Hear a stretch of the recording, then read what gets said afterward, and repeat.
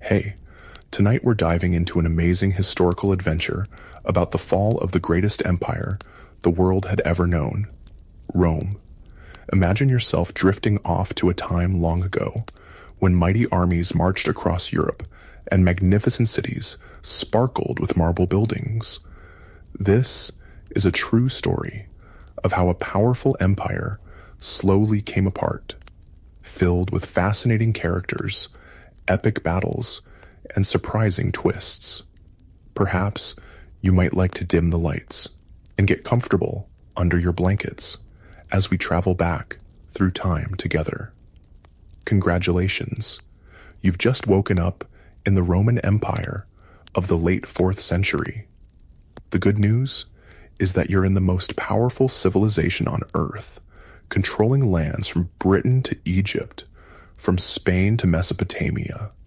Cities connected by amazing roads stretch across the landscape, with aqueducts bringing fresh water and grand buildings showing off Rome's wealth and power.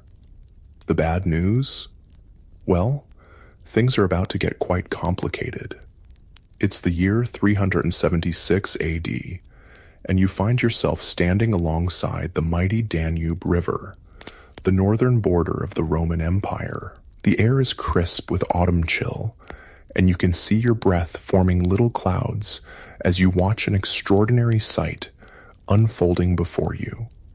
Thousands upon thousands of people, men, women, children, and elders, are gathered on the far bank of the river, desperately calling out to the Roman soldiers on your side. Who are they? You ask a Roman guard standing next to you.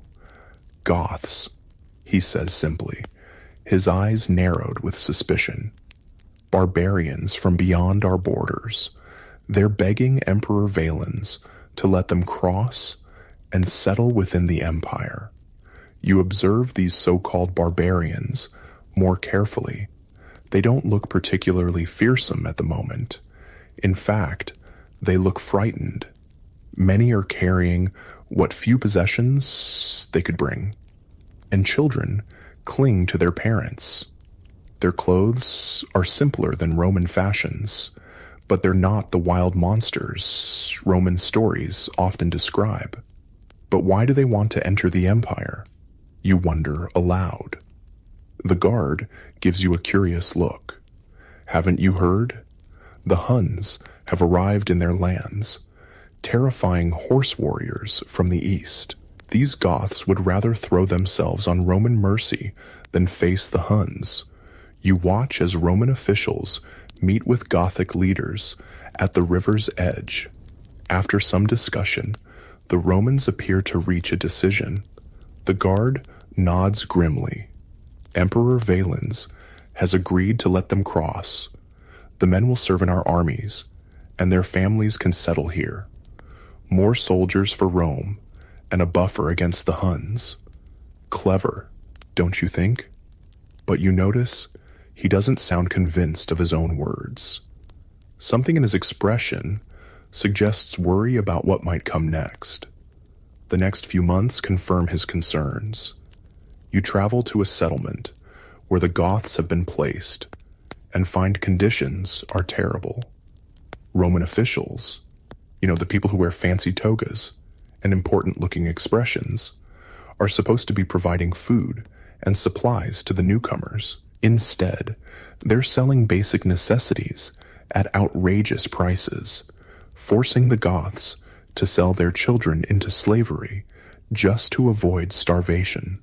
This isn't right, you murmur to yourself, watching as a Gothic woman trades her golden earrings, probably a family heirloom, for a small sack of grain. A young Gothic man nearby overhears you. No, it isn't. He agrees in surprisingly good Latin. We came seeking protection, offering our service to Rome. This is how we're treated? His hands clench into fists. There's talk among our people. Some say we should fight back. His words prove prophetic. By 378 AD, just 2 years after crossing the Danube, the mistreated Goths have risen in rebellion. You've made your way to the Eastern Imperial capital of Constantinople, where alarming news spreads through the city. Emperor Valens is marching with a great army to put down the Gothic uprising. In the Grand Palace, you witness advisors urging caution. Wait for your nephew Gratian to arrive with reinforcements from the west, counsels one general. The Goths are more numerous than our scouts first reported. But Valens, with a dismissive wave of his bejeweled hand, rejects this advice. I will not share the glory of victory with my young nephew. These are mere barbarians. They cannot stand against a proper Roman army. Pride comes before a fall, as the saying goes, and you soon hear devastating news from a place called Adrianople, or Hadrianople, one of those ancient cities with slightly different spellings depending on who you ask. On August 9th, 378 AD, Emperor Valens led his army against the Goths, confident of an easy victory. Instead, the Roman forces were overwhelmed. The emperor himself was killed, along with nearly 2/3 of his army. Thousands of trained soldiers lost in a single afternoon. It's a disaster, people cry in the streets of Constantinople. The worst defeat since Cannae during the wars with Hannibal, centuries ago. You understand why everyone is so shocked. The Romans were used to winning battles against so-called barbarians. This wasn't supposed to happen. It would be like seeing a champion boxer knocked out by someone who'd never stepped in a ring before. In the aftermath, you meet a young Roman officer who survived the battle, his arm in a sling, and his eyes haunted by what he witnessed. We underestimated them, he tells you quietly. These weren't disorganized tribesmen.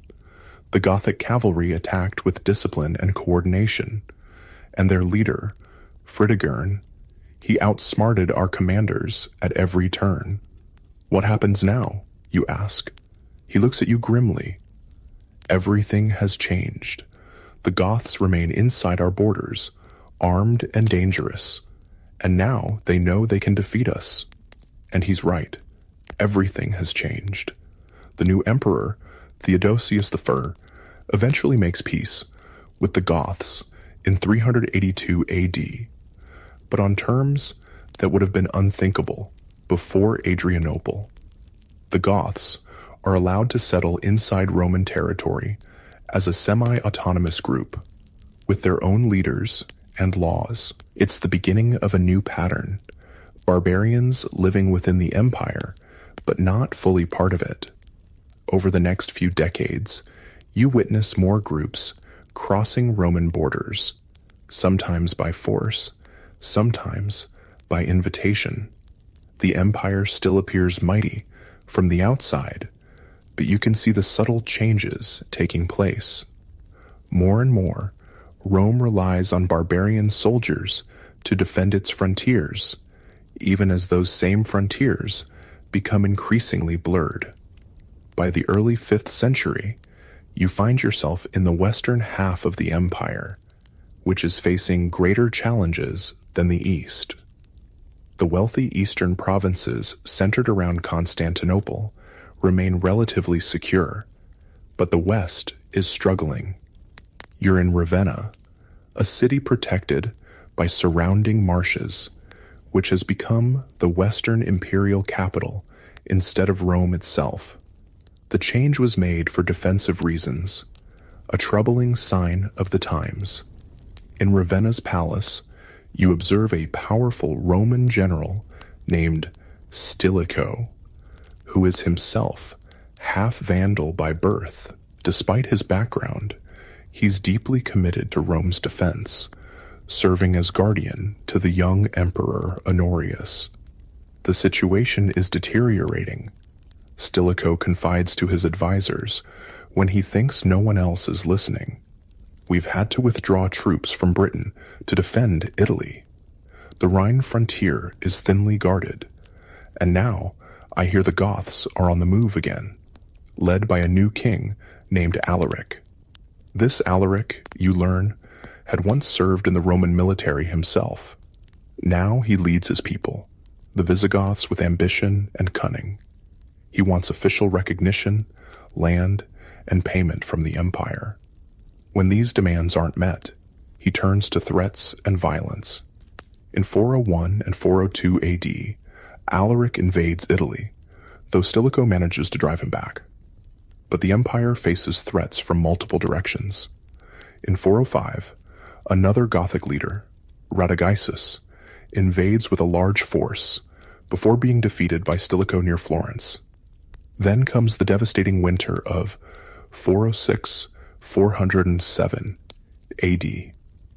The Rhine River, which normally serves as a natural barrier protecting Roman Gaul, what you might know as France, freezes solid enough for an army to cross, and cross they do.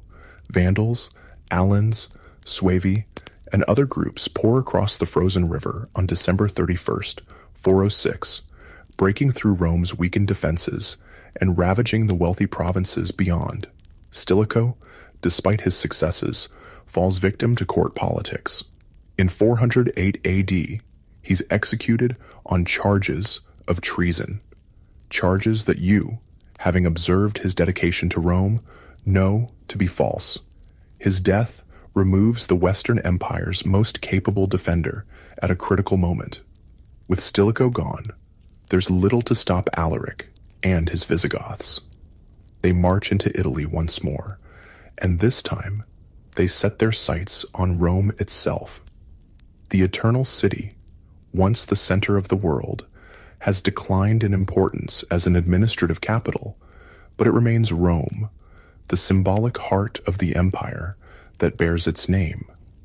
In 410 AD, you stand on the ancient walls of Rome, watching as Gothic warriors surround the city. Inside, citizens are already suffering from hunger due to the Visigothic blockade. The situation is hopeless. An elderly senator tells you, his voice quivering. No relief army is coming. The emperor remains safe in Ravenna, but we have been abandoned. On August 24th, 410 AD, the unthinkable happens. The Salarian Gate is opened, whether by treachery or desperation.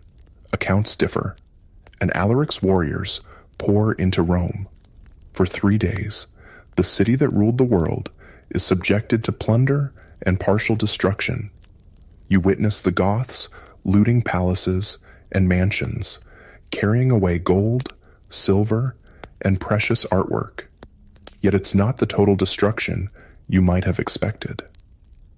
Alaric, having once served Rome, orders his men to respect the churches and those seeking sanctuary within them. Still, fires break out in some districts, and the ancient Senate House burns.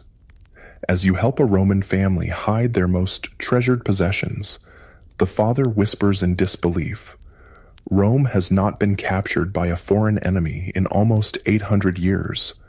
How could this happen in our lifetime? How indeed? As you watch smoke rising from parts of the Eternal City, you ponder the same question.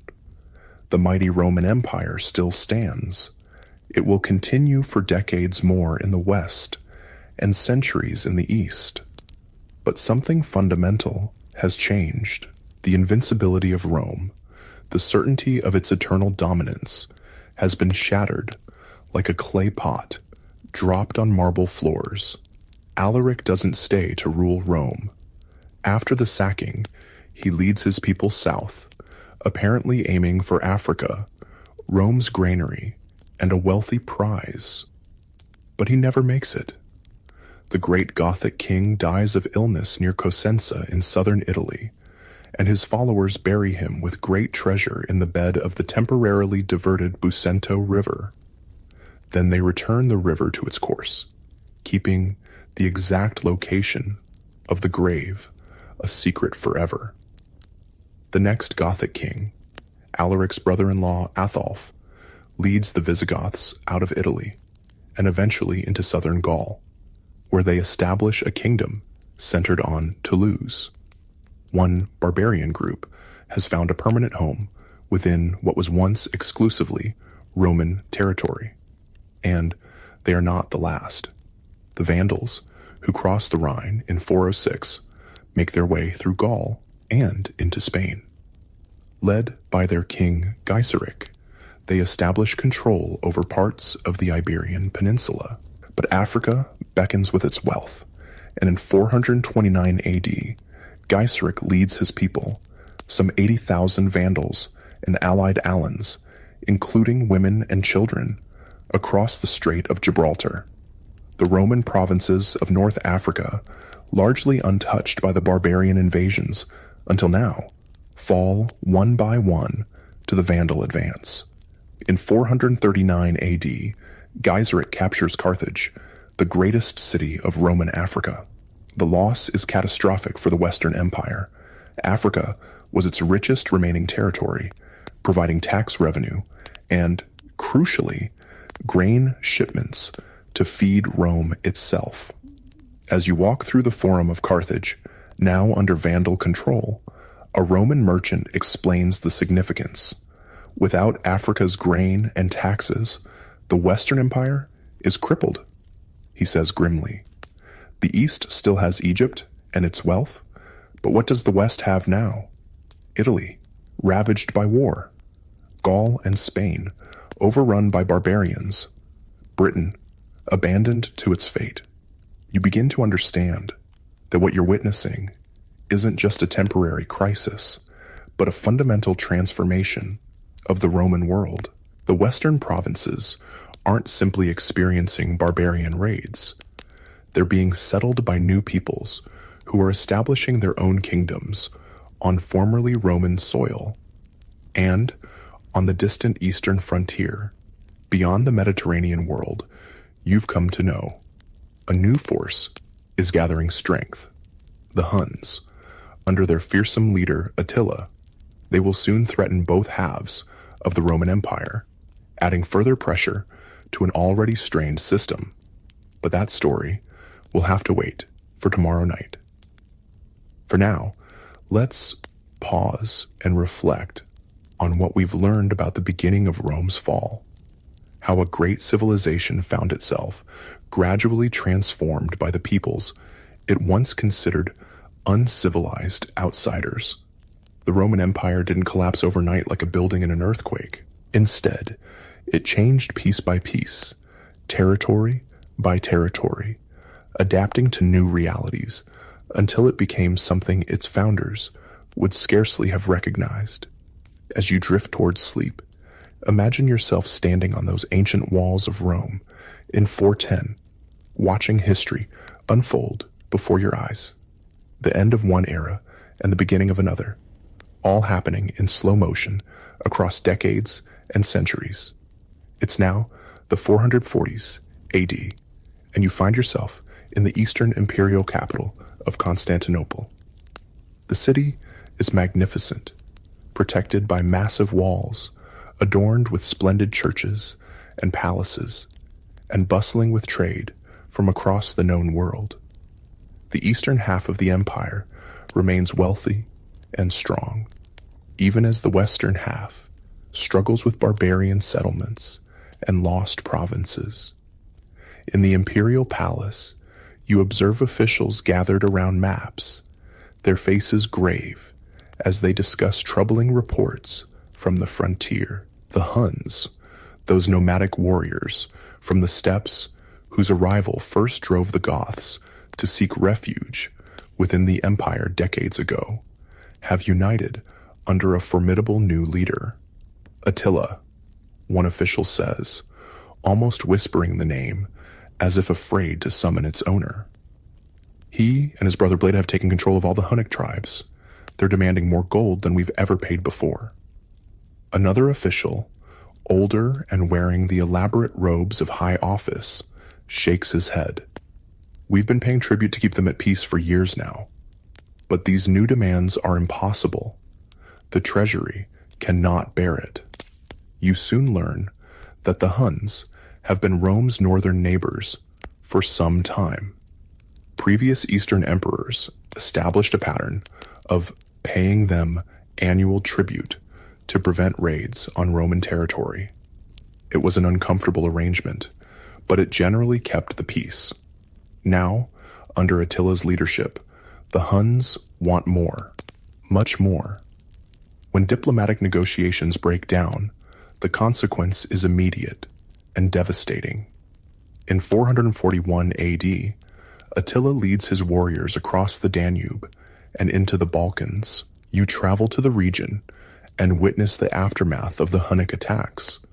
Towns and villages lie in ruins, their inhabitants fled or captured.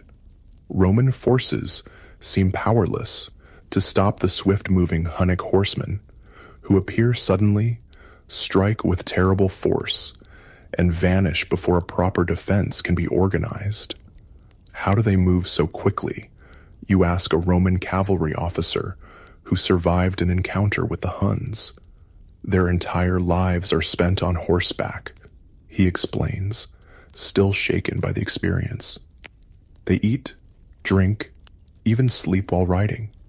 And their bows, they can shoot with deadly accuracy at full gallop. We've never faced anything like them. By 443, the Eastern Romans are forced to agree to Attila's demands, tripling the annual tribute to 2,100 pounds of gold and paying a massive sum for past arrears.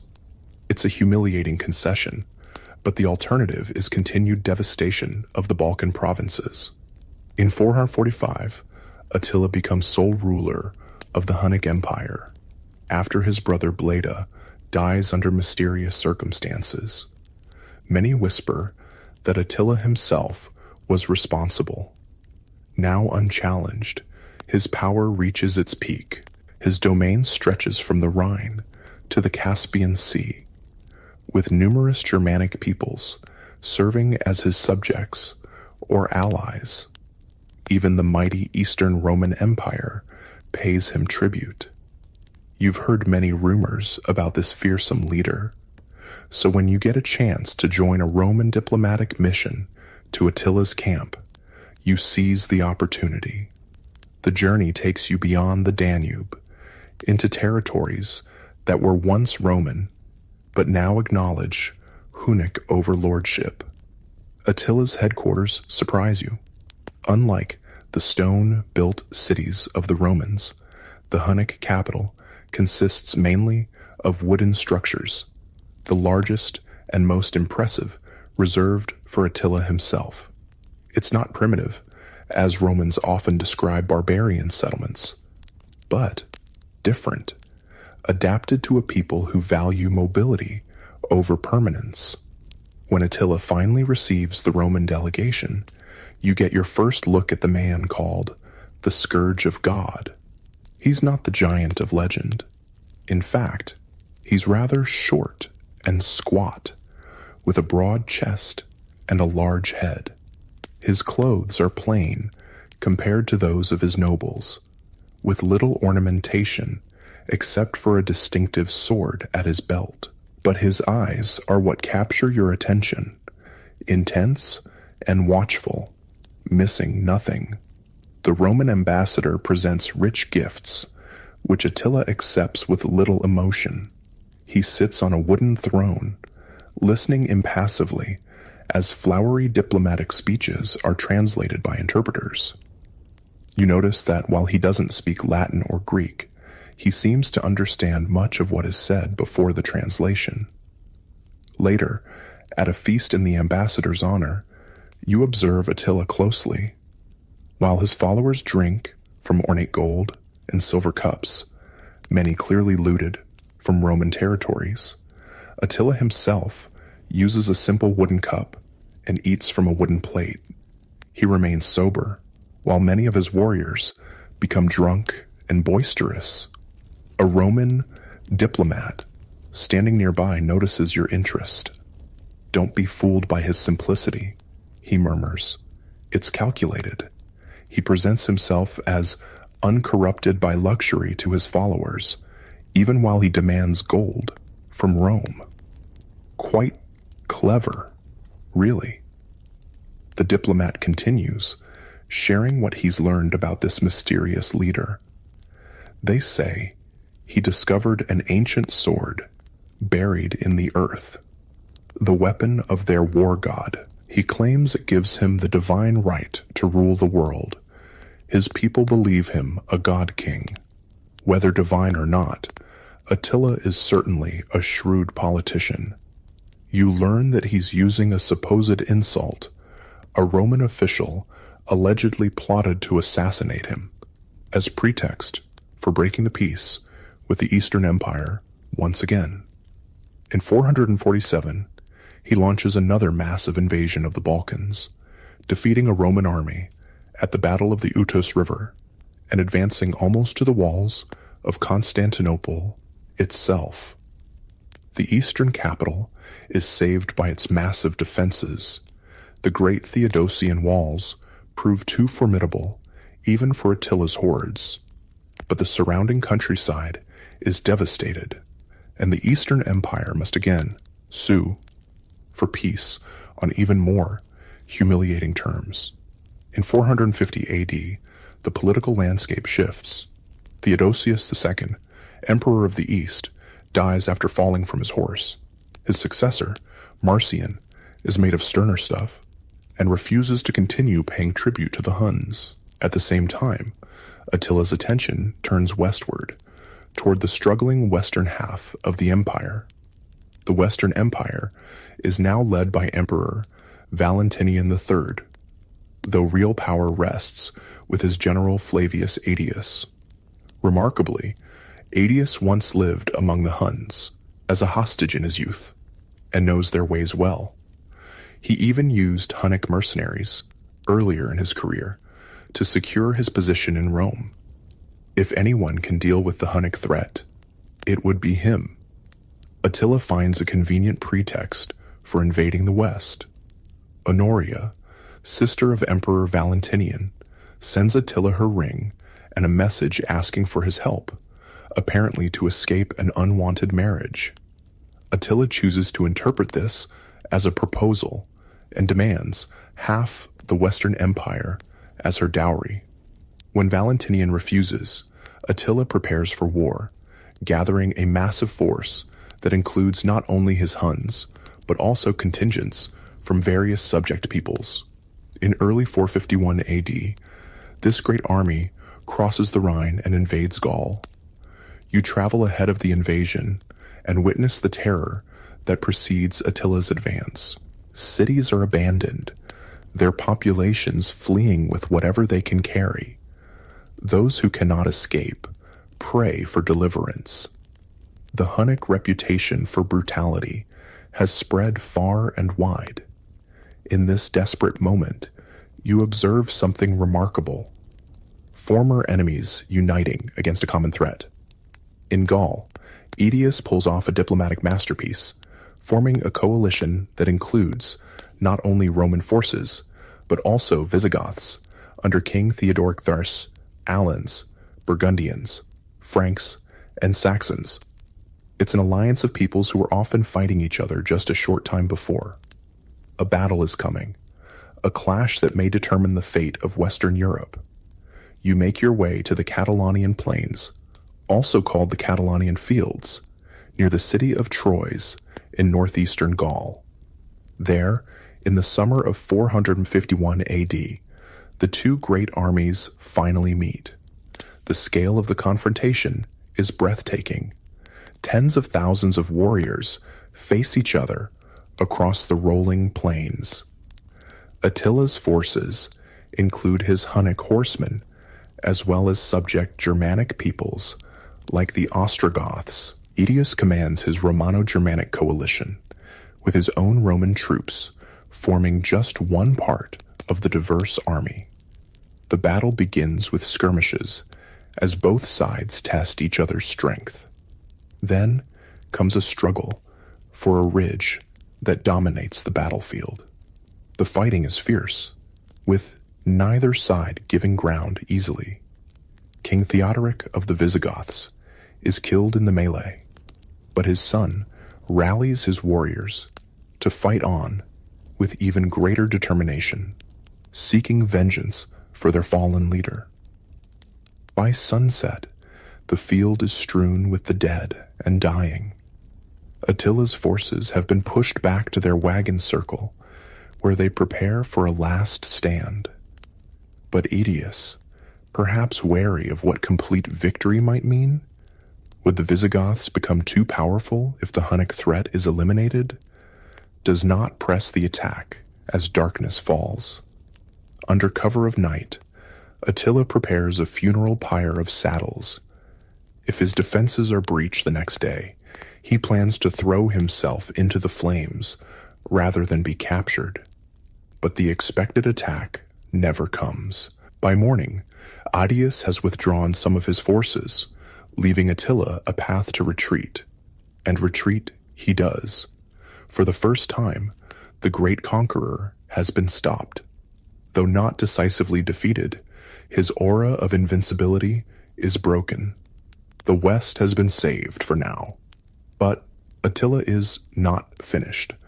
In 452 AD, he invades Italy itself. You follow the news of his advance with dread, knowing that the Western Empire has committed most of its military strength to the defense of Gaul. Italy lies relatively unprotected. City after city falls to the Hunnic advance.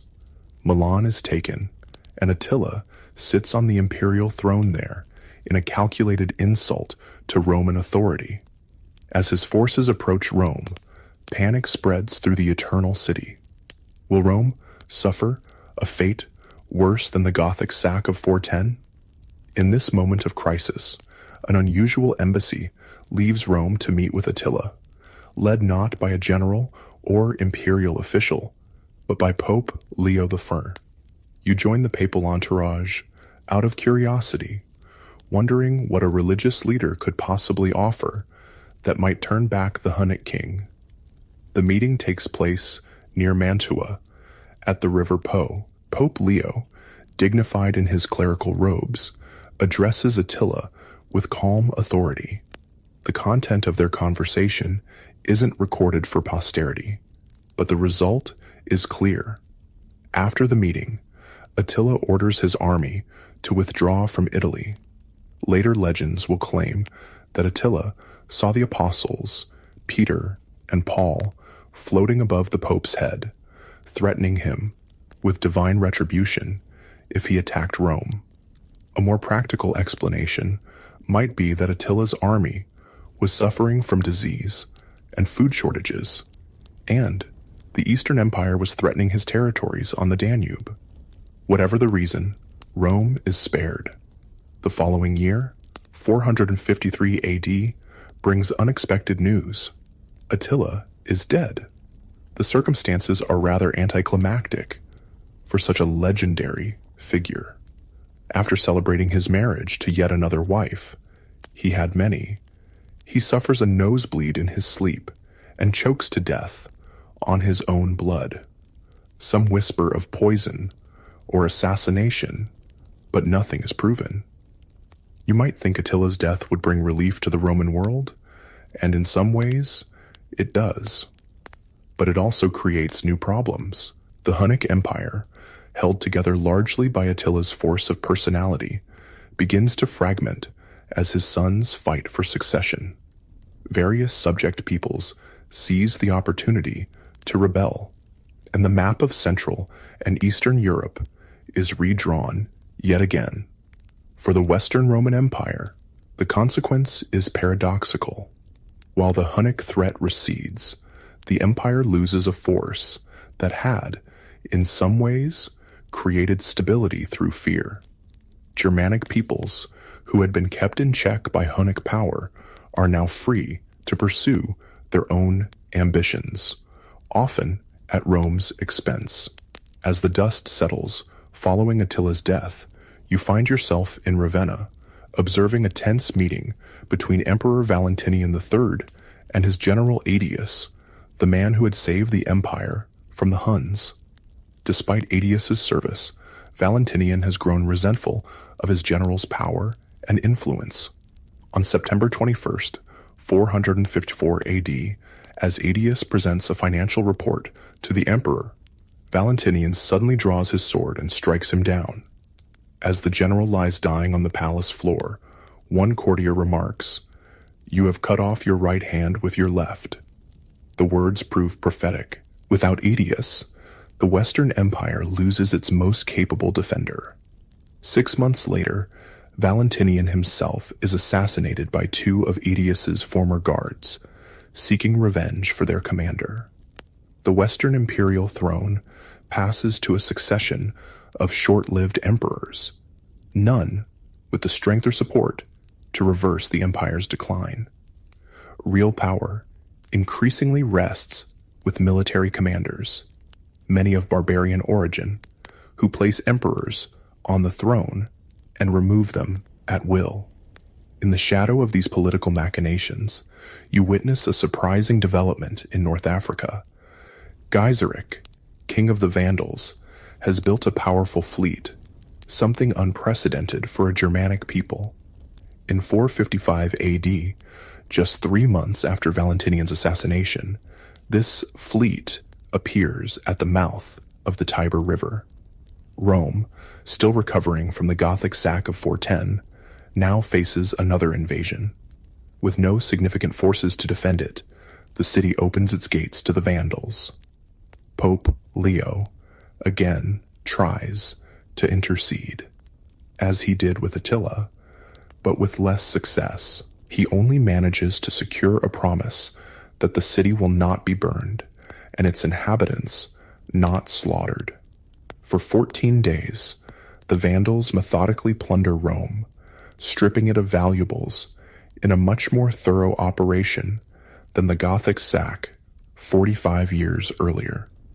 They take not only gold and silver, but also copper from roofs, fine furniture, and even the Empress Eudoxia, widow of Valentinian, and her daughters as captives. When they depart, they leave behind a city materially impoverished, but still standing. The term vandalism comes down to us from this event, though historians note that the Vandal sack was actually more disciplined and less destructive than its reputation suggests. Unlike the popular image of mindless destruction, Gaiseric's plunder was calculated and strategic. He took what had value and could be transported. By now, you've witnessed the loss of Britain, much of Gaul and Spain, and North Africa.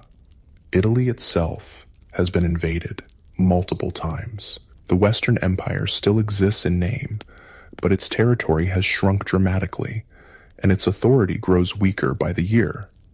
In 468 AD, both Eastern and Western empires make one last, great effort to reverse their fortunes. The target is Vandal North Africa, still the richest province of the former Western territories, and strategically crucial for control of the Mediterranean. The Eastern Emperor, Leo I, commits vast resources to the campaign, reportedly over 1,100 ships and 100,000 men, though these numbers may be exaggerated. It's the largest naval expedition the Mediterranean has seen in centuries. If successful, it could restore the West's economic foundation and begin a Roman recovery. You secure passage on one of the supply vessels, eager to witness this pivotal moment in history. The massive fleet assembles at Sicily before setting sail for Africa. The Western Emperor, Anthemius, has contributed forces as well, though the bulk of the men and ships come from the wealthier East.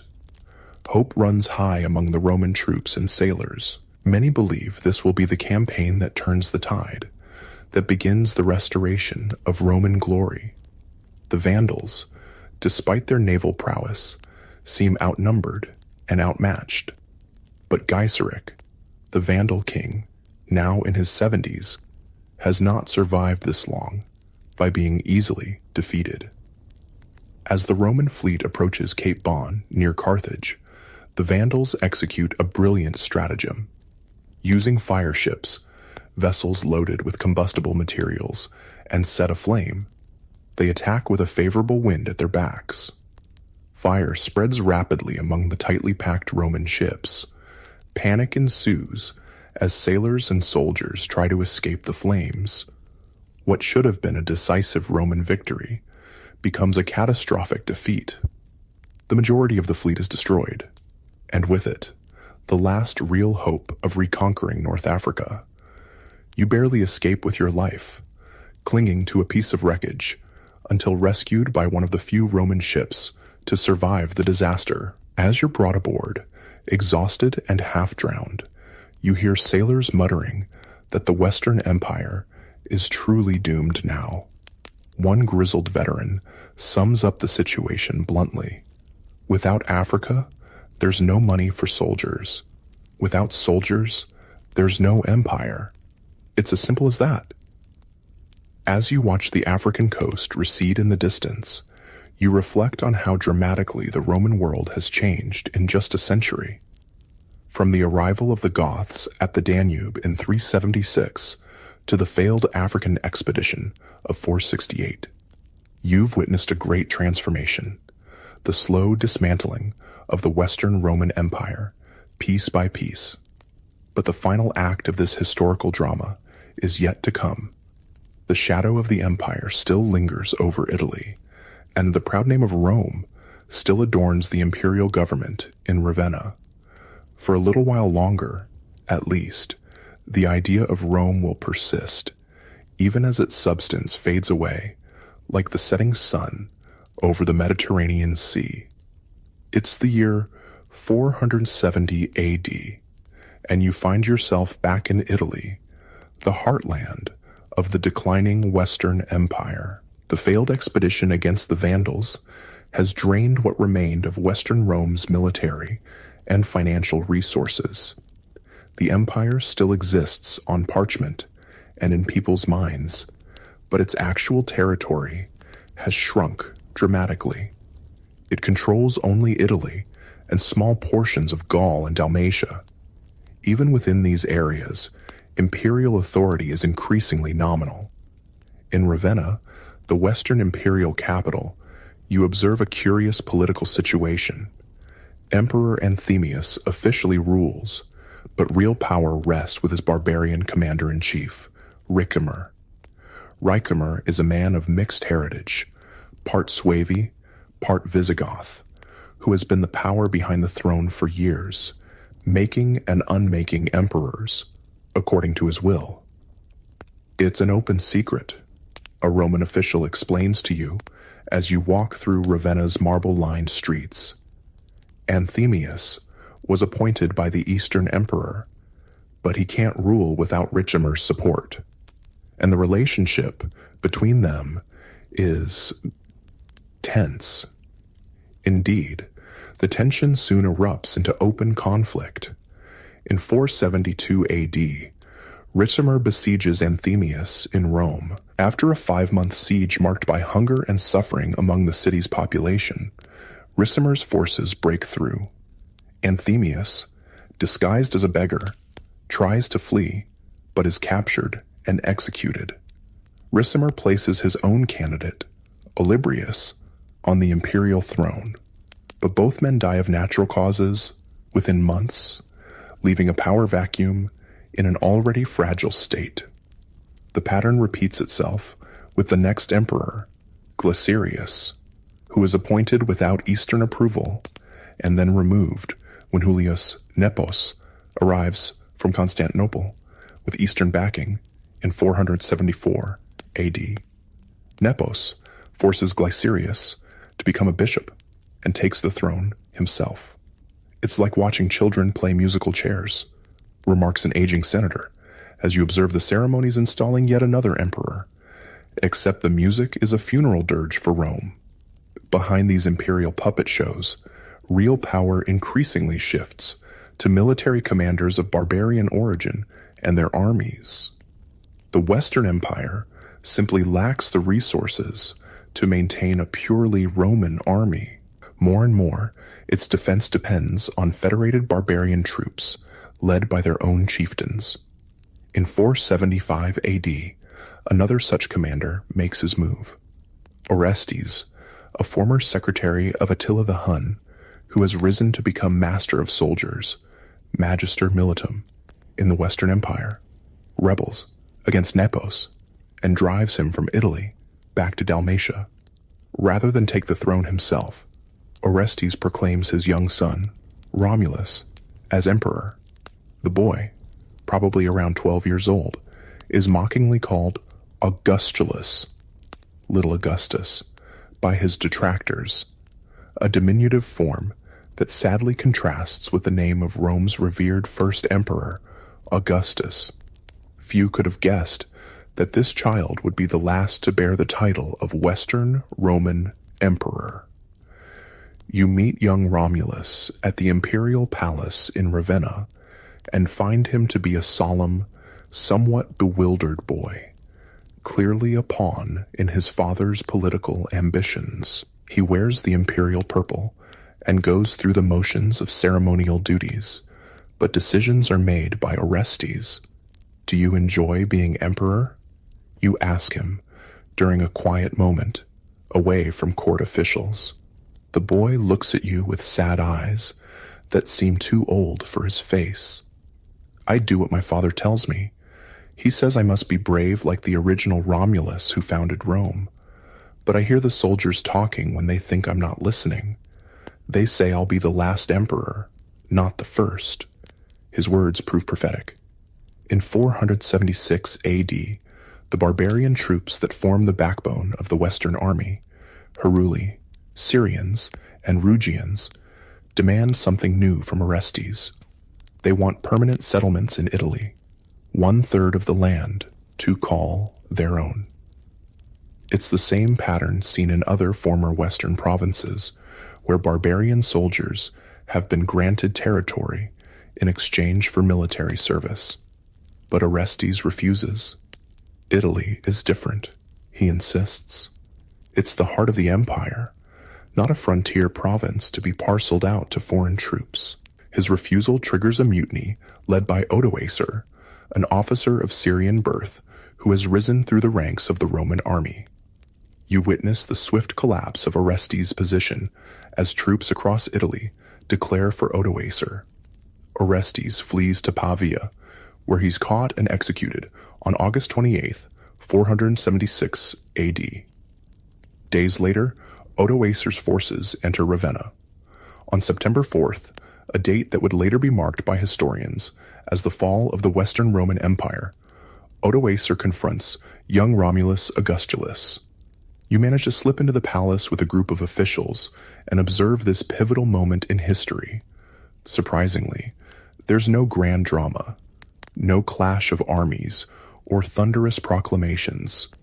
Instead, Odoacer approaches the boy emperor with an almost gentle demeanor.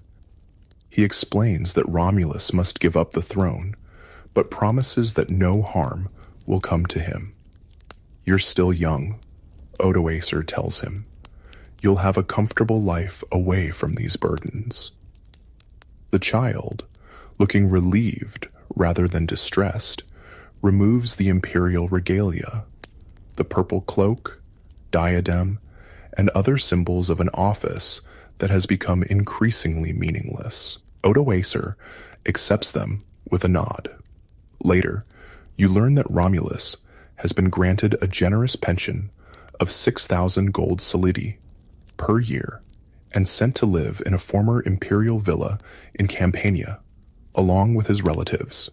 It's a surprisingly merciful end for a deposed ruler, especially compared to the violent fates of many of his predecessors. What happens next is even more interesting. Instead of proclaiming himself emperor, Odoacer takes a different path. He sends the imperial regalia to Emperor Zeno in Constantinople, along with a carefully worded message. Italy, Odoacer suggests, no longer needs its own emperor. He, Odoacer, will rule Italy as king, Rex, while recognizing Zeno as sole emperor of a theoretically reunited Roman Empire. It's a shrewd political maneuver.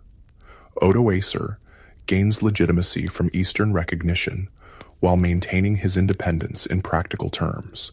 Zeno, after some hesitation and failed attempts to restore Nepos, who still claims the Western throne from his exile in Dalmatia, accepts the arrangement. Is the empire truly fallen? You ask a Roman jurist as you watch Odoacer's troops take control of Ravenna's government buildings. He considers the question thoughtfully. In law, no. There is still a Roman emperor in Constantinople. Odoacer rules in his name, but in truth, he gestures at the barbarian soldiers now guarding the former imperial palace. Look around you. Rome has become something else, something new. Whether we call it fallen or transformed depends on one's perspective. Indeed, for many ordinary people in Italy, life continues without dramatic change. Odoacer maintains much of the existing Roman administrative structure. The Senate still meets in Rome. Roman laws still apply. Catholic Christianity remains the dominant religion, though Odoacer himself is an Arian Christian, like many Germanic peoples.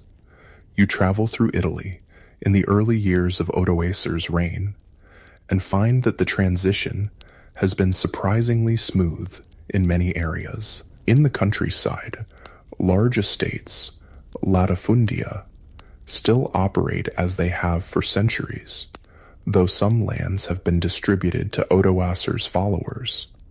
In cities, municipal governments continue functioning, though with diminished resources.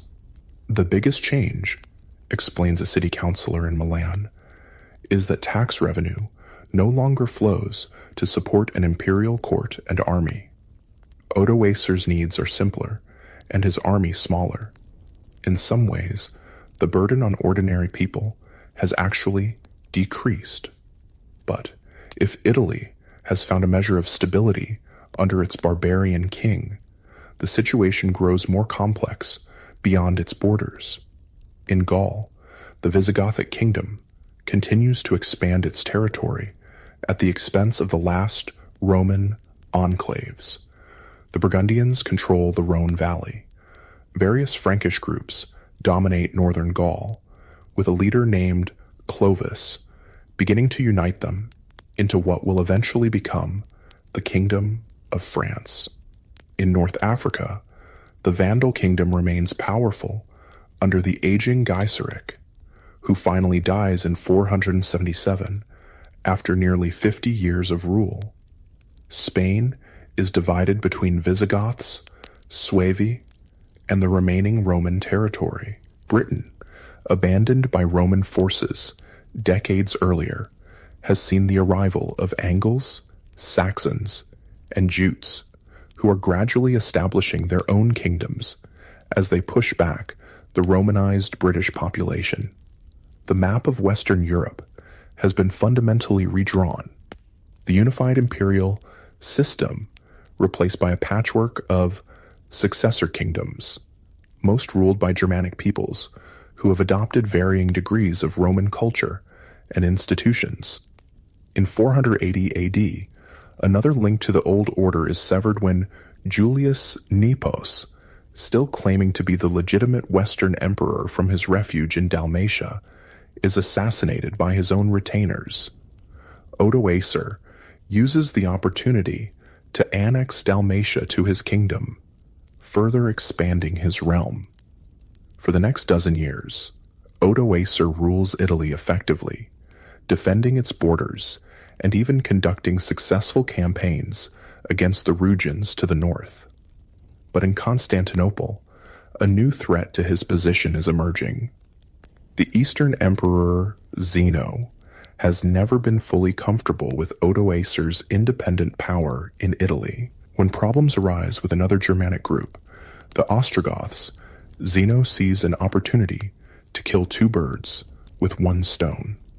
The Ostrogoths, cousins to the Visigoths, who had sacked Rome in 410, have been settled in the Balkans as Roman foederati, allies. Their leader, Theodoric, was raised as a hostage in Constantinople and has absorbed much of Roman culture and military training. But relations between the Ostrogoths and the Eastern Empire have deteriorated, with Theodoric's people ravaging imperial territories. In 488 AD, Zeno makes Theodoric an offer. If he will lead his people to Italy and overthrow Odoacer, he can rule the peninsula as the emperor's representative. It's a convenient solution for Zeno. Either Theodoric defeats Odoacer, replacing one barbarian king with another who might be more loyal to Constantinople, or the two barbarian forces weaken each other, allowing for potential imperial reassertion later. Theodoric accepts the offer. In the autumn of 488, the entire Ostrogothic nation, warriors, women, children, and the elderly, with all their possessions loaded on wagons, begins the journey from the Balkans to Italy. It's another migration, similar to the Gothic crossing of the Danube over a century earlier, but this time with imperial blessing. You join a Roman diplomatic mission sent to meet Theodoric as his people cross the Julian Alps into northeastern Italy. The Ostrogothic king impresses you with his dignity and cultivation. He speaks fluent Greek and Latin, dresses in a style that blends Roman and Gothic elements, and carries himself with the confidence of a man educated in imperial courts. Tell your master Odoacer that I come by the emperor's command. Theodoric tells your party's leader. Italy should have but one ruler, and the emperor has chosen me. If Odoacer submits, he may yet find mercy. But Odoacer has no intention of surrendering the kingdom he has built. In August 489, he meets Theodoric's forces at the Isonzo River near Aquileia. Despite a valiant effort, Odoacer's army is defeated and forced to retreat. A second battle at Verona ends similarly, with Theodoric victorious. Odoacer falls back to Ravenna, that same swamp-protected city that has sheltered Western emperors during previous invasions. With its strong defenses and access to the sea for supplies, Ravenna can potentially withstand a siege for years. And indeed, that's what unfolds. After some initial maneuvers and skirmishes, including a surprise counterattack by Odoacer that temporarily drives Theodoric back, the conflict settles into a prolonged siege of Ravenna beginning in 490. The stalemate continues for almost 3 years. By early 493, both sides are exhausted. The war has devastated much of northern Italy, and neither ruler can claim a decisive advantage. Finally, with the mediation of the Bishop of Ravenna, Odoacer and Theodoric agree to a compromise. They will rule Italy jointly, sharing power in a form of co-regency. On March 5th, 493, Theodoric enters Ravenna peacefully to formalize this agreement. A great feast is prepared to celebrate the new arrangement. You manage to secure an invitation, curious to witness this historic reconciliation. The banquet hall is filled with the elites of both factions, Ostrogothic nobles and Odoacer's followers, along with Roman officials who have worked with both regimes. Theodoric and Odoacer recline at the head table, sharing wine and seemingly cordial conversation. The atmosphere is tense but hopeful. Then, suddenly, Theodoric rises and approaches Odoacer. In a swift, shocking movement, he draws his sword and strikes down his co-ruler. Odoacer's men, having been separated from their weapons before entering the banquet, are quickly overwhelmed. The planned co-regency was a ruse. Theodoric had intended all along to eliminate his rival and rule alone. So perishes every enemy of the Gothic people, Theodoric announces to the stunned assembly. Rome has a new master now.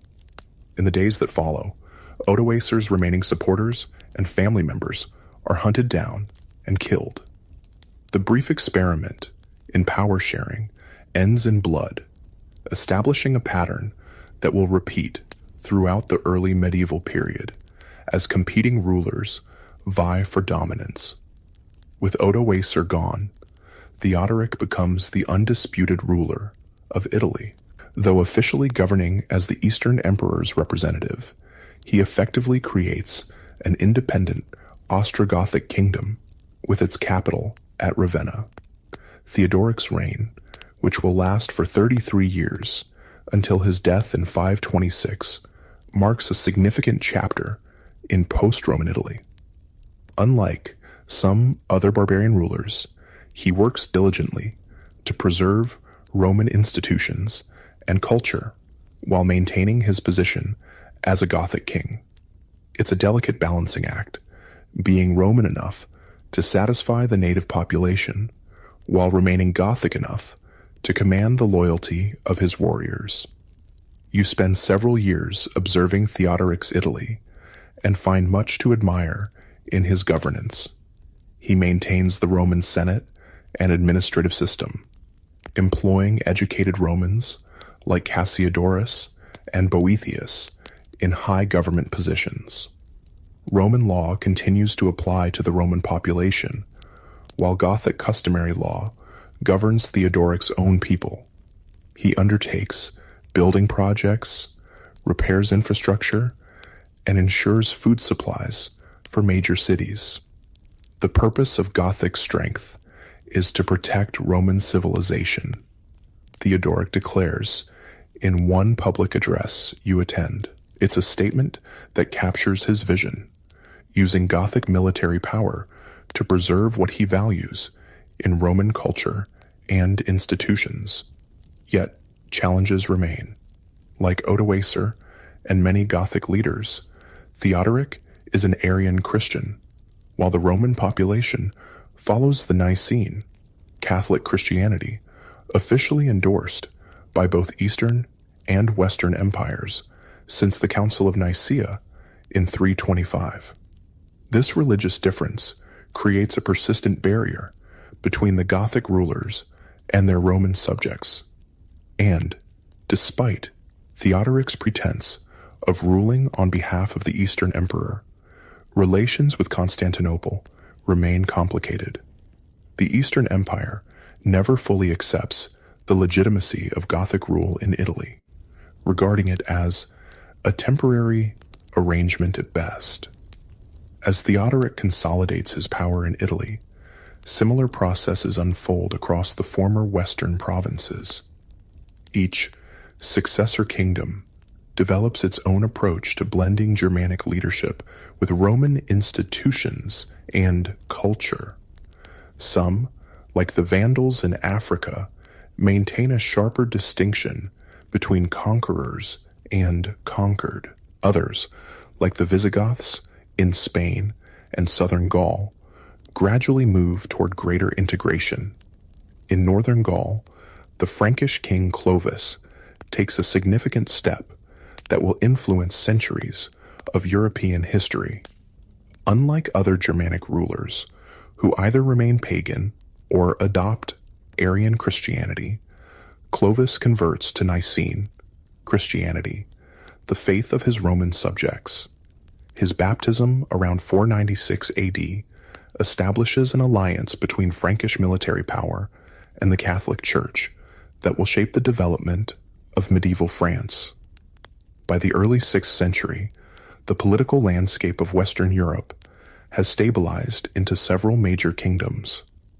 The Ostrogothic kingdom in Italy under Theodoric, the Visigothic kingdom in Spain and southwestern Gaul, the Vandal kingdom in North Africa, the Burgundian kingdom in southeastern Gaul, the expanding Frankish kingdom in northern Gaul, various Anglo-Saxon kingdoms in Britain, the Eastern Roman Empire, which we now call the Byzantine Empire, continues to thrive, centered on Constantinople. Under Emperor Anastasius, 491-518, it rebuilds its financial and military strength after the challenges of the 5th century. The East has survived where the West collapsed, in part because its wealthier provinces remained intact, its capital was more defensible, and it faced less continuous pressure from barbarian migrations. As you travel through this transformed Europe in the early 6th century, you find that while the Western Roman Empire has vanished as a political entity, its legacy remains powerful. Latin continues as the language of administration, law, and religion across most of the former Western provinces. Roman roads still connect cities. Roman architectural styles influence new construction, though on a less grandiose scale. Christianity, Rome's final state religion, continues to spread and gain influence. In many ways, the successor kingdoms present themselves as continuations or restorations of Roman authority rather than its replacement. Their kings issue coins with Roman-style imagery, adopt Roman titles, and patronize scholars who preserve and transmit Roman literary culture. The most visible change is the fragmentation of political authority. The unified administration that once governed from Britain to Egypt has been replaced by multiple competing powers, each controlling a portion of the former empire. Borders are more fluid, travel less secure, trade more limited. For ordinary people, the transition brings mixed changes. In some regions, tax burdens decrease as the elaborate imperial bureaucracy disappears. In others, new forms of exploitation emerge under the new rulers. Urban life declines as cities shrink in size and lose some of their economic and cultural functions. The great public buildings of the Roman era, baths, theaters, arenas, fall into disuse or are repurposed. Yet there's also continuity. Most people continue to farm the same lands, worship in the same churches, and live according to many of the same customary practices as before. The collapse of imperial authority is less a single catastrophic event than a series of adaptations to changing circumstances. One evening in Rome, now under Theodoric's rule, you sit with an elderly senator on a hill overlooking the city. The forum below is growing quiet as the day ends. Many of its buildings are now damaged or repurposed, but it remains recognizably the heart of ancient Rome. I was a young man when Alaric's Goths sacked the city, the senator tells you. I thought it was the end of the world. Then came the Vandals, Attila's threat, emperors rising and falling like autumn leaves. Now we have a Gothic king who speaks Latin, builds churches, and calls himself a Patricius Romanus. The world didn't end. It just became something different.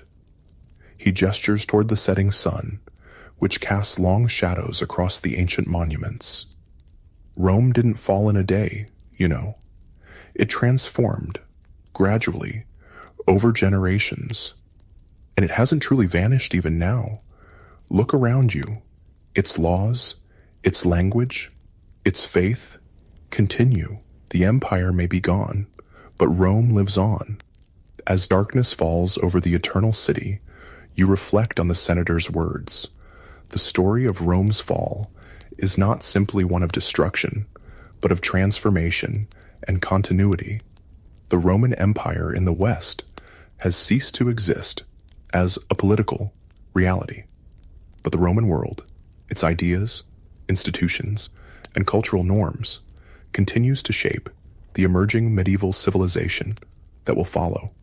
The power of Rome extended far beyond its legions and bureaucracy. Even as barbarian kings replace emperors, they find themselves ruling in recognizably Roman ways, adapting rather than abolishing the systems they've inherited. And in Constantinople, the eastern half of the empire continues, preserving much of Roman tradition while evolving to meet new challenges. This complex process of change and continuity will continue for centuries to come. But for now, as you watch the lamps being lit across a Rome that is simultaneously ancient and new, the immediate story of the Western Empire's fall has reached its conclusion. The world of late antiquity gradually gives way to what we now call the early Middle Ages, with different rulers, different challenges, but many persistent echoes of Rome's legacy. Let's transport ourselves to Constantinople in the early 6th century. Unlike Rome, which had been sacked multiple times and lost much of its former glory, Constantinople remains a magnificent imperial capital, protected by massive walls and the natural barrier of the Bosphorus Strait. The city has withstood barbarian threats that overwhelmed the western provinces. You arrive in Constantinople in 527 AD, a momentous year for the Eastern Roman, or Byzantine, Empire. The aged Emperor Justin I has just named his nephew Justinian as co-emperor and successor. Within months, Justin dies, leaving Justinian as sole ruler of the still vast eastern territories. As you walk through Constantinople's bustling streets, you're struck by how Roman everything feels. Imperial, officials in traditional robes, public ceremonies following ancient protocols, Latin still used for official purposes, though Greek is increasingly common in daily life. The Eastern Empire doesn't see itself as something new, but as the direct continuation of the Roman legacy, temporarily disconnected from its western territories. In the great palace complex, you observe the new emperor holding court. Justinian is middle-aged, with a serious demeanor and calculating eyes. He's not physically imposing, but radiates intelligence and determination. At his side stands his remarkable wife, Empress Theodora, a woman of humble origins, who has risen to become perhaps the most powerful woman in the empire's history. Make no mistake, an imperial secretary tells you as you watch the proceedings. The empress is no mere consort. She has the emperor's ear and her own network of influence. Some say she's even stronger-willed than Justinian himself. You soon learn that Justinian has ambitious plans. Where previous Eastern emperors largely accepted the loss of the western provinces, viewing them as too costly to reclaim, Justinian dreams of restoration, of reuniting the empire under one ruler, as in the days before Theodosius divided it between his sons in 395. The emperor believes it's his divine mission to restore Roman rule to the west. The secretary continues.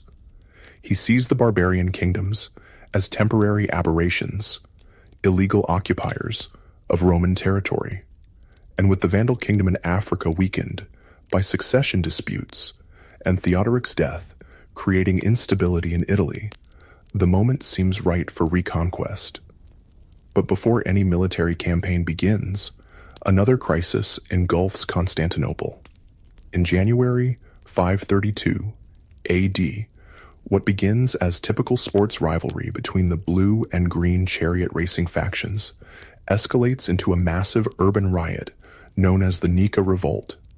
For 5 days, the city teeters on the brink of revolution as the mob burns public buildings and proclaims a rival emperor. You witness the chaos from a relatively safe vantage point near the harbor, watching in horror as flames engulf parts of the city center. Justinian, holed up in the palace with his advisors, considers fleeing the capital. In this moment of crisis, it's Empress Theodora who steals her husband's resolve with words that will be remembered for centuries.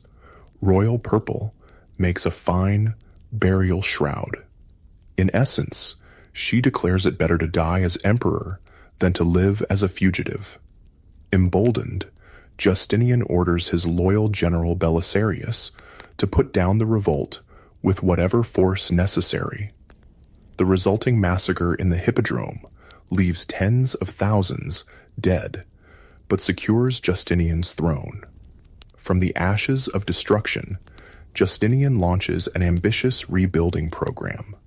The centerpiece is a new cathedral, Hagia Sophia, Holy Wisdom, designed to surpass all previous architectural achievements.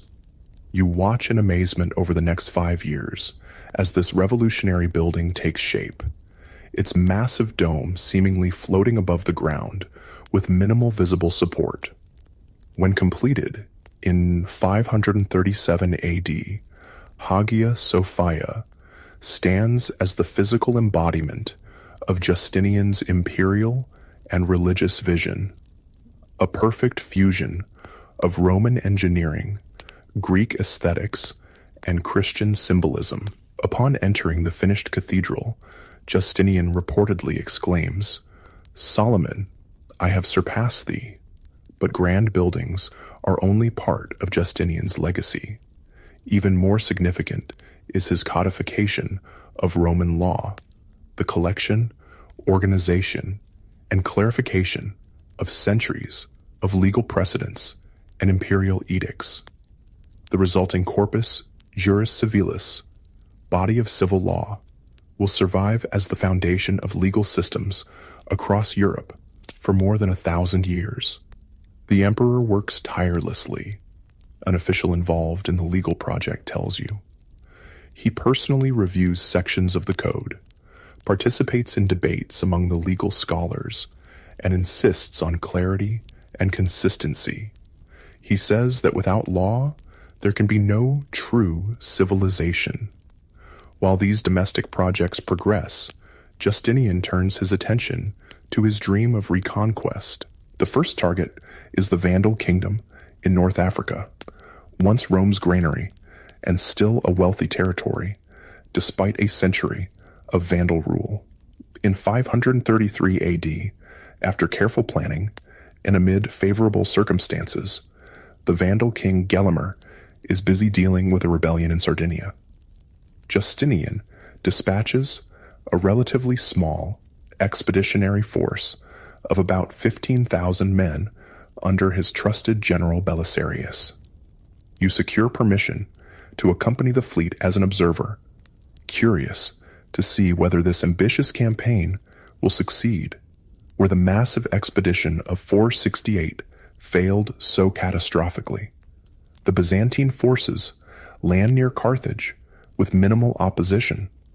Unlike the previous Roman attempt, Belisarius's campaign is marked by careful intelligence gathering, strict discipline, and strategic flexibility.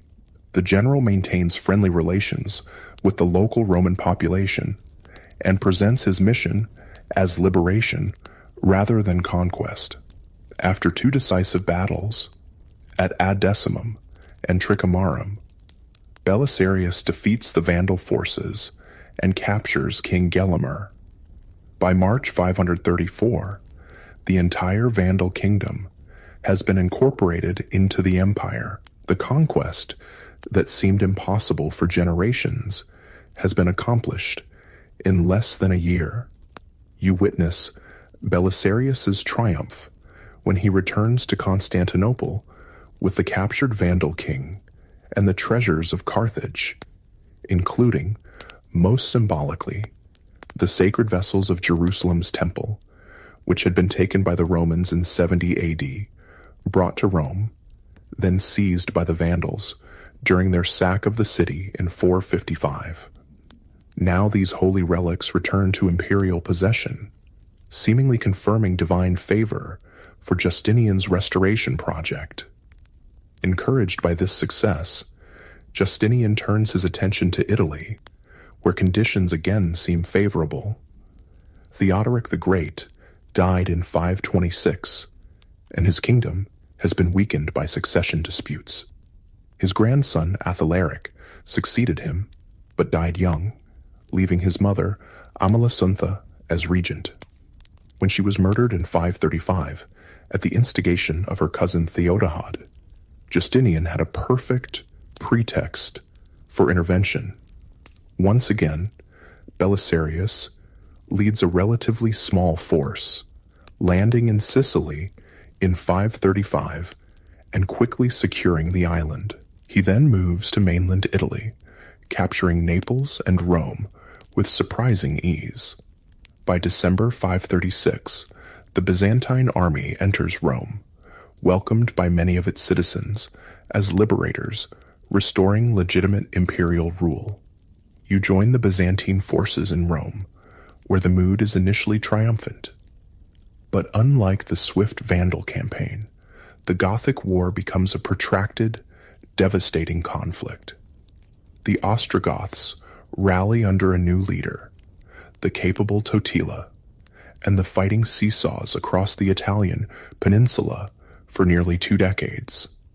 This is not the glorious restoration the emperor promised, laments a Byzantine officer as you huddle in a half-ruined Roman villa outside the contested city of Ravenna.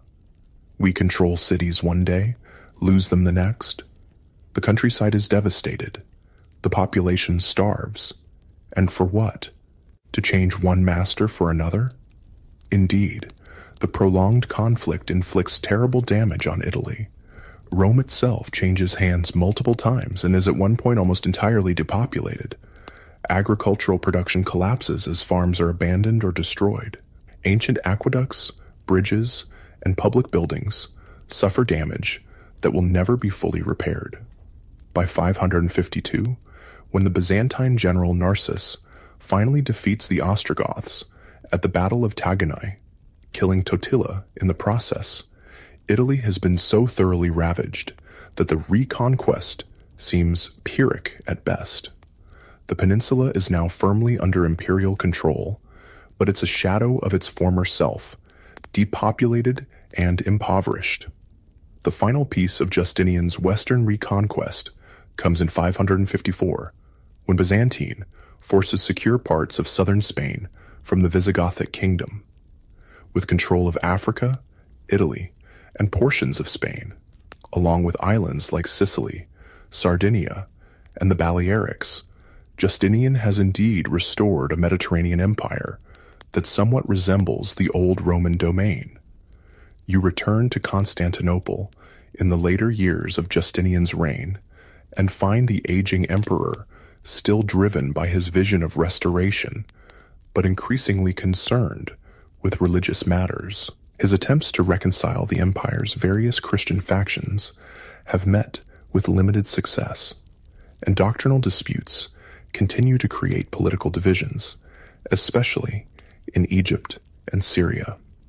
The emperor believes unity of faith is essential for the empire's strength, explains a court theologian as you observe Justinian deep in discussion with bishops and religious scholars. But achieving such unity has proven as difficult as reconquering the West, perhaps more so. In 565 AD, after a remarkably long reign of 38 years, Emperor Justinian dies. His grand project of restoration has achieved significant territorial gains, but at tremendous cost. The treasury is depleted, the army stretched thin, and newly reconquered territories remain unstable. Moreover, new threats are emerging. In Italy, the Germanic Lombards will soon invade the war-weakened peninsula, eventually seizing much of the territory so painfully reconquered by Justinian's generals. In the east, the Persian Sassanid Empire presents a persistent challenge, while from Arabia, a new religion, Islam, will soon emerge to fundamentally alter the Mediterranean world. Within a century of Justinian's death, much of his territorial restoration will be undone. Egypt, Syria, North Africa, and eventually much of Italy will fall beyond imperial control. Yet his legal and architectural legacies will endure far longer than his conquests. During Justinian's reign and the tumultuous period preceding it, you've observed another powerful force, preserving Roman traditions while adapting them to new circumstances: the Christian Church. Once a persecuted minority religion, Christianity became Rome's official faith in the 4th century under Emperor Theodosius I. By the time of the empire's collapse in the West, the Church had developed a sophisticated organizational structure that paralleled and often cooperated with imperial administration. As Roman political authority fragmented in the 5th century, bishops often stepped into the vacuum, assuming responsibilities for governance, justice, and public welfare in their cities. The Church preserved Latin literacy, maintained international connections through its hierarchical network, and provided institutional continuity amid political chaos. You witness this process most clearly in Rome itself, where the bishop, now increasingly referred to as the Pope, Papa, or Father, emerges as the city's most influential figure after imperial authority recedes. Pope Leo I, who helped persuade Attila to spare Rome in 452, and Pope Gregory I, 590-604, who strengthens papal administration and missionary activity, exemplify this new leadership. In the successor kingdoms, the relationship between barbarian rulers and the Catholic Church varies. The Franks under Clovis embrace Nicene Christianity, aligning themselves with their Roman subjects and the papacy.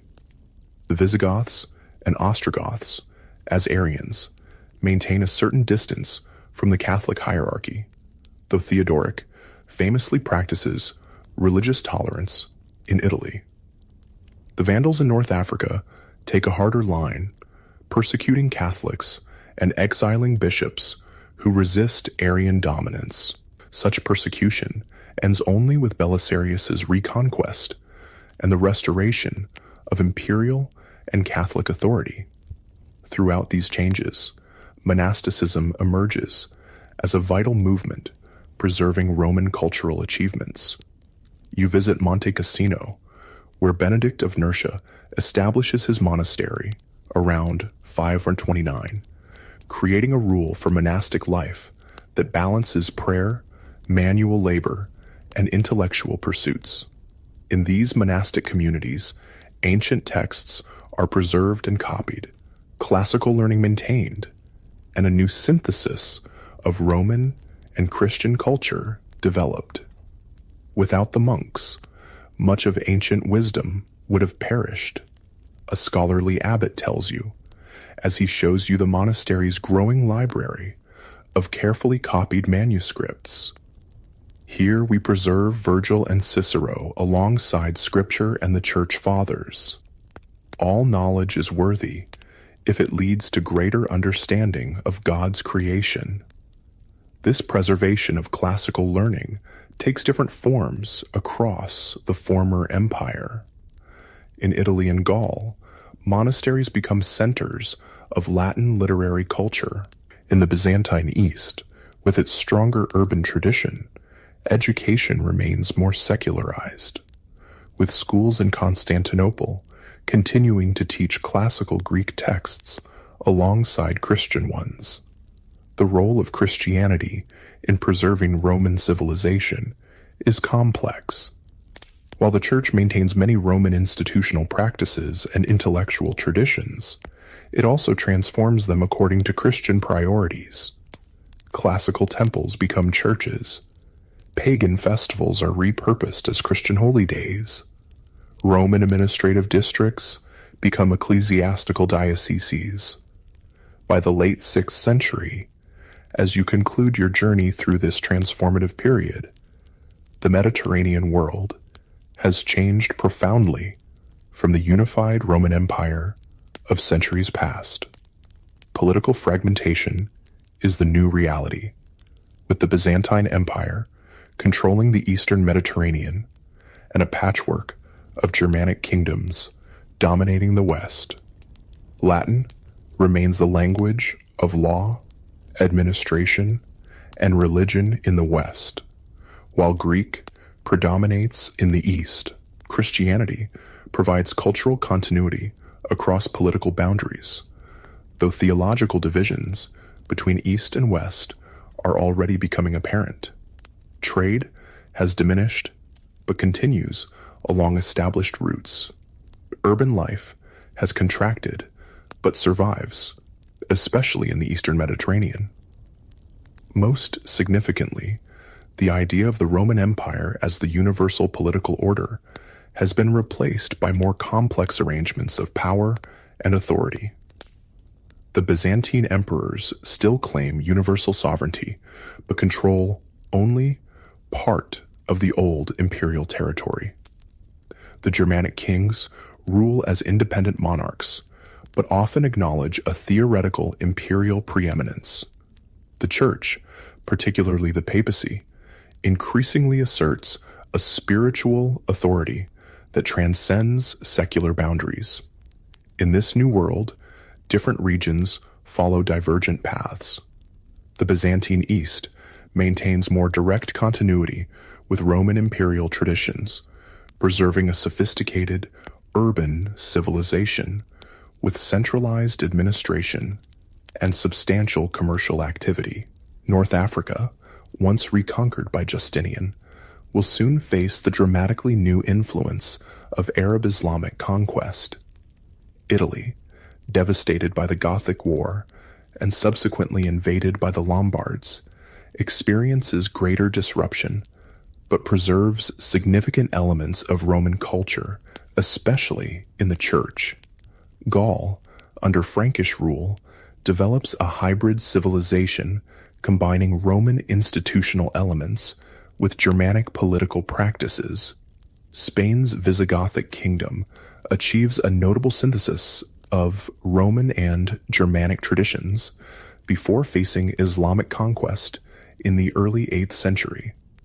Britain, abandoned by Roman forces in the early 5th century and gradually settled by Anglo-Saxons, retains fewer direct Roman influences, though Christianity will eventually reconnect it to the broader post-Roman world. Your journey through the fall of Rome and its aftermath has shown you that this was not simply a story of decline and catastrophe, but rather one of transformation, adaptation, and continuity amid change. The world that emerged from the collapse of Roman political authority in the West was not a dark age of ignorance and barbarism, as later writers would sometimes portray it, but rather a complex reorganization of society that preserved much while innovating in response to new conditions.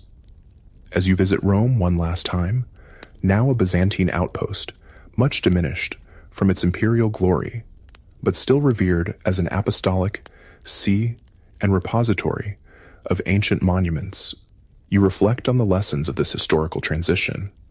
The Colosseum, once a venue for gladiatorial combat, now stands silent. The Forum, formerly the heart of global governance, is gradually being transformed by natural processes and human repurposing. The Pantheon, a temple to all the gods, has become a Christian church. Yet looking beyond these physical changes, you recognize that Rome's most enduring legacy lies not in buildings or boundaries, but in ideas and institutions. Roman law, as codified by Justinian, will influence legal systems for millennia. Roman administrative practices, adapted by the Church and the successor kingdoms, provide frameworks for governance across Europe. Roman architectural and engineering techniques continue to shape the built environment. Roman literary culture, preserved in monastic libraries, will eventually fuel the Renaissance's rediscovery of classical learning. Most importantly, the very concept of Rome as the embodiment of civilization, order, and universal authority persists long after the political reality it once represented has disappeared. For centuries to come, rulers as diverse as Charlemagne, Otto the Great, and the Byzantine emperors will claim the mantle of Rome, seeking legitimacy in its ancient prestige. In the early medieval imagination, Rome never truly falls. It transforms, sleeps, or transfers its authority to new hands. The idea of the eternal city and the universal empire it once ruled remains a powerful inspiration and aspiration, influencing politics, religion, and culture long after the last Western emperor surrendered his insignia to Odoacer. As you prepare to conclude your journey through this pivotal period of history, you recall the words of that elderly Roman senator who told you that Rome didn't fall in a day. Indeed, what you've witnessed is not so much a fall as a gradual metamorphosis. The classical world slowly becoming medieval, with Roman elements recombined with Germanic, Christian, and Byzantine influences to create the foundations of European civilization. The sun sets over the 7 hills of Rome, casting long shadows across ancient monuments and newer Christian churches. In the gathering darkness, you can almost see the ghostly outlines of the different Romes that have existed on this site. The Republic of Cicero, the Empire of Augustus, the Christian capital of Constantine, the Gothic kingdom of Theodoric, the Byzantine duchy after Justinian's reconquest. All these iterations of Rome have contributed to the complex legacy that will shape the centuries to come. As stars appear in the twilight sky, you realize that while empires may rise and fall, their influence endures in ways both obvious and subtle. The story of Rome's transformation reminds us that historical change is rarely simple or absolute. Old patterns persist, even as new ones emerge, creating a rich tapestry of continuity and innovation that defies easy categorization. Imagine we're sitting in a beautiful garden in 6th century Ravenna, that marshy city that served as the Western imperial capital, and later as Theodoric's Ostrogothic court. It's evening, and lanterns illuminate mosaics depicting emperors, Christ, and saints in glittering gold and rich colors. These images represent the blending of Roman imperial tradition with Christian faith and Germanic rule that characterizes this transitional era. As we admire these artistic treasures, let's consider a fundamental question. Why did the Western Roman Empire fall? Historians have debated this question for centuries, offering numerous explanations ranging from moral decay and Christianity to lead poisoning and climate change. But based on our journey through this period, following historian Peter Heather's careful analysis, we can identify several interconnected factors that help explain this monumental transformation. First, and most fundamentally, the Roman Empire faced increasing external pressure from peoples beyond its borders. These barbarian groups, the Goths, Vandals, Huns, and others, were not simply mindless hordes bent on destruction, as Roman writers often portrayed them. Rather, they were complex societies with their own cultures, political structures, and motivations. Importantly, these societies had been transformed by centuries of contact with Rome itself. Roman trade, diplomacy, and military activity beyond the frontiers had gradually increased the sophistication and organization of neighboring peoples. Germanic tribal confederations grew larger and more cohesive, partly in response to Roman influence and pressure. By the 4th century, groups like the Goths had developed more stable leadership structures and military capabilities that made them more formidable adversaries than the scattered tribes Rome had faced in earlier centuries. Rome created its own nemesis, an elderly Gothic warrior once told you during your travels. By teaching us Roman ways, by trading with us, by playing one tribe against another, The empire made us stronger, more united, more Roman in our thinking. We learned to act as larger groups, to plan campaigns, to use Roman tactics against Rome itself. This observation aligns with what we witnessed throughout our journey.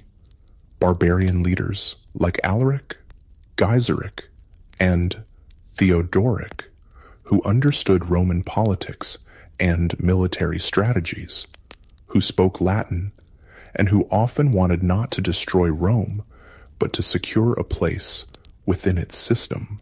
They were, in many ways, products of Rome's own success in spreading its influence beyond its formal boundaries.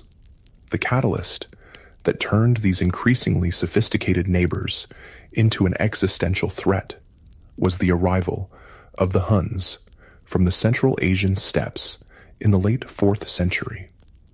As we saw at the beginning of our story, it was Hunnic pressure that drove Gothic refugees to the Danube in 376, setting in motion the chain of events that led to the disaster at Adrianople.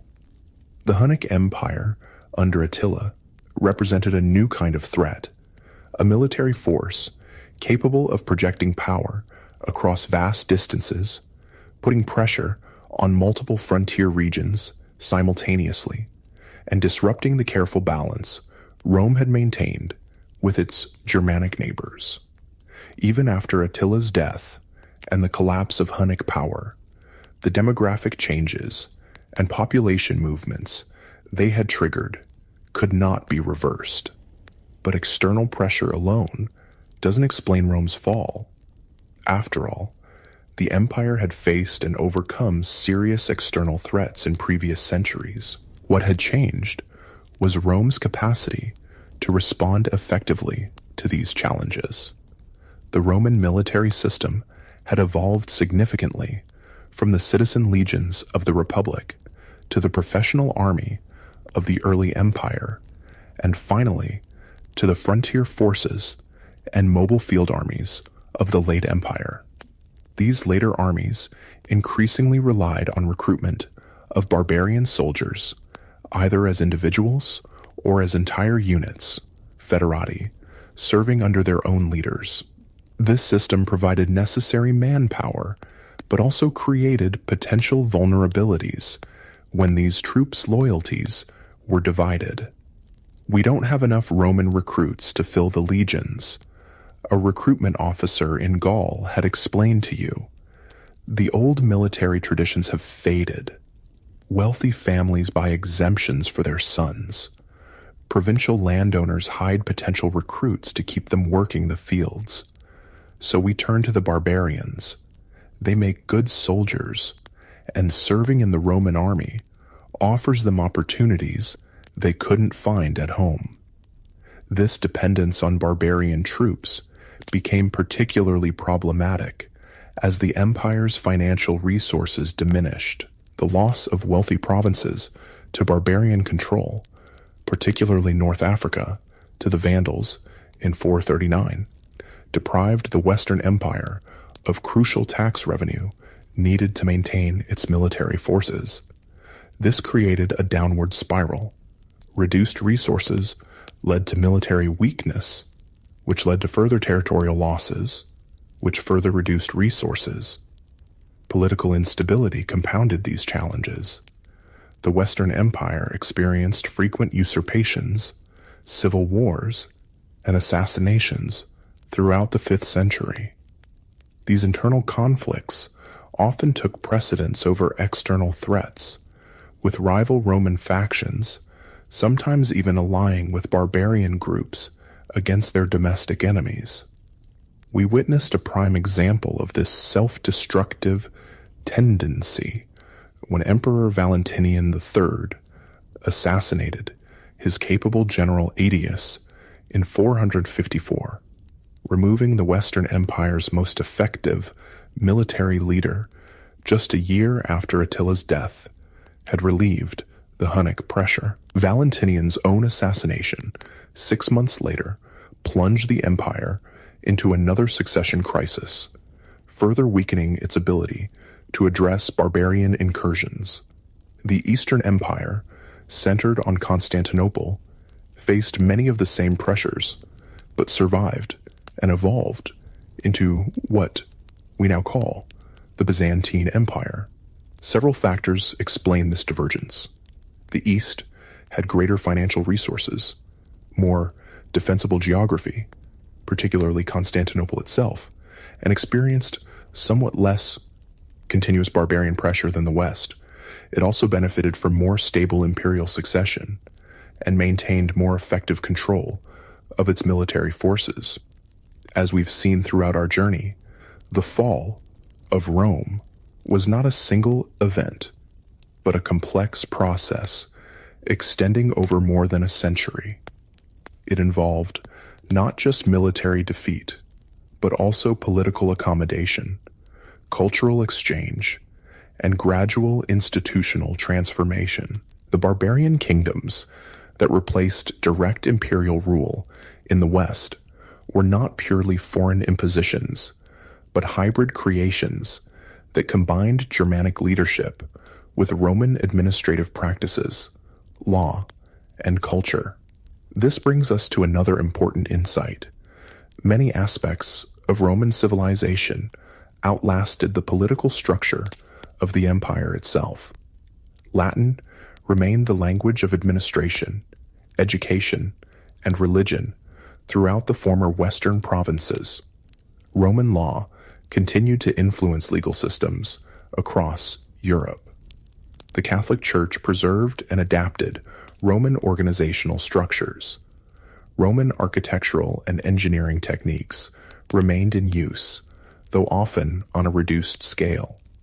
Even the very idea of the Roman Empire as a universal, civilizing power persisted long after the reality it represented had changed beyond recognition. For centuries, rulers from Charlemagne to the Byzantine emperors would claim to be the true heirs of Rome, seeking legitimacy in its ancient prestige. During our journey, we've also observed how Christianity's rise intersected with Rome's transformation. The empire's adoption of Christianity as its official religion under Emperor Theodosius III in the late 4th century came just as barbarian pressures were intensifying. This timing has led some observers to blame Christianity for weakening Rome's traditional martial virtues or diverting resources from military to religious purposes. However, the relationship between Christianity and Rome's fall is far more complex. The new faith actually provided institutional continuity during political disruption, with bishops often assuming civic leadership roles as imperial authority receded. Monasteries preserved classical learning while developing new educational traditions. The church's hierarchical structure, modeled partly on imperial administration, maintained connections across increasingly fragmented political boundaries. The empire hasn't truly fallen, a bishop in Gaul told you during your travels. It has been baptized. Christ now reigns where Caesar once ruled, and his kingdom shall have no end. Such a view represents one perspective on Rome's transformation, seeing it not as a catastrophic collapse, but as a providential transition to a new Christian order. This interpretation would gain influence throughout the Middle Ages, as ecclesiastical writers incorporated Rome's story into a broader narrative of divine providence guiding human history. For the common people living through these changes, the experience varied greatly depending on location, social status, and timing. In some regions, like Britain, Roman authority disappeared relatively abruptly, bringing significant cultural and material changes. In others, like southern Gaul or Italy, continuity was more evident, with Roman elites often maintaining their positions under new Germanic kings. Urban life generally declined, with cities shrinking in size and losing some of their civic functions. Trade networks contracted, though they never disappeared entirely. Literacy became less widespread, but continued among ecclesiastical and administrative elites. Monumental building projects became rarer, with resources directed more toward churches than secular structures. Yet amid these changes, ordinary life went on. Farmers still worked their fields, though perhaps paying taxes to a Gothic king rather than a Roman emperor. Artisans still practiced their crafts, though markets might be more localized. Children were still born. People married, grew old, and died. The fundamental rhythms of human existence continuing regardless of who claimed sovereignty. My grandfather served in the imperial administration. My father advised the Visigothic court. And now I assist the bishop. A Roman aristocrat in southern Gaul explained to you. The rulers change, but we adapt. We preserve what's valuable from the past while finding our place in the present. This pragmatic approach characterized how many Romans navigated the empire's transformation. Rather than futile resistance to inevitable change, they found ways to maintain their cultural identity and social position within new political frameworks. Roman senators served in Theodoric's government. Roman lawyers helped codify laws for Visigothic kings. Roman bishops blessed Frankish rulers. Looking back across the centuries, we can see that the fall of Rome represents not an ending, but a transition. Complex, uneven, sometimes violent, but also creative and adaptive. The classical world didn't simply vanish. It gradually metamorphosed into the medieval world, carrying forward many elements while recombining them in new patterns. The legacy of Rome proved remarkably durable, precisely because it was adaptable. Roman ideas about law, government, architecture, literature, and religion could be adopted and modified by peoples who had never been subject to Roman rule. The empire's physical reach had limits, but its cultural influence extended far beyond its borders and long past its political existence. In this way, Rome achieved a kind of immortality, not as a continuous political entity, but as a cultural template and point of reference. For more than 1,000 years after the last Western emperor surrendered his insignia to Odoacer, European rulers would still look to Rome for models and legitimacy. Renaissance humanists would rediscover classical texts with excitement and reverence. Modern nation-states would adopt Roman symbols and architectural styles for their government buildings. Even today, words derived from Latin fill our vocabulary. Legal concepts developed in Roman courts inform our justice systems.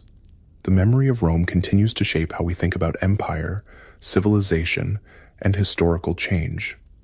This brings us to perhaps the most important question we can consider as we conclude our journey.